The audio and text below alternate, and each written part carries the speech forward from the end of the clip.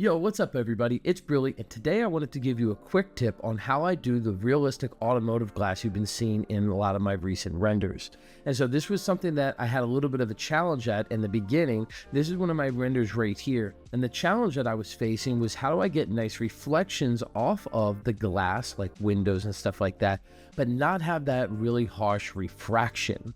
All right, and so this scene here, really kind of basic. All I have is a HDRI, which will help give just kind of reflections off the surface. And then I have just a background object here. I threw a cylinder in so we can see the kind of refraction that's happening through the glass. And right now, none of this is being used. And I just copied and pasted the windshield that I had modeled. So here is the car you can see from that frame that I was just showing you. And this is the windshield from it.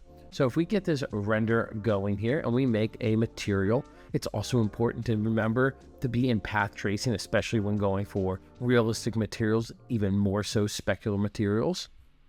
And I'll create a material and I'll create a specular material. And let's just simply place that specular material on the windshield. With that specular material on the windshield, you can see that we're clearly getting a lot of distortion. And it's not really something that we can just come in here and say, hey, let's just remove and take that index down. That's good, but now the reflections really look weird. We're just kind of seeing through the object. We're not seeing any of those kind of reflections right now, right? And so if I were to bring this to like 1.5, something that automotive glass would have, but we come down into the common tab of this specular material, this awesome little feature called thin wall. I usually include fake shadows too. It's going to remove a little bit of that realism, but it's going to really clean my render up a lot quicker.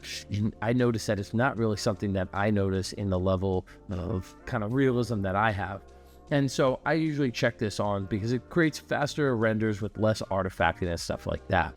But anyways, this thin wall is the key to check on. And now you can see that I can get really nice reflections from the surface, but I am not distorting the objects behind it.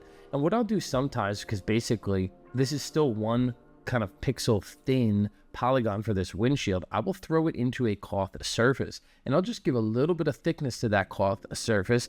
And basically I'm doubling up on that effect. So you can kind of see it becomes a little bit more kind of opaque and less like see-through. So we have a front side of the glass and a back side of the glass. And the reflections might get a little bit stronger as well. So just kind of play around with those results. That is how I do my automotive glass.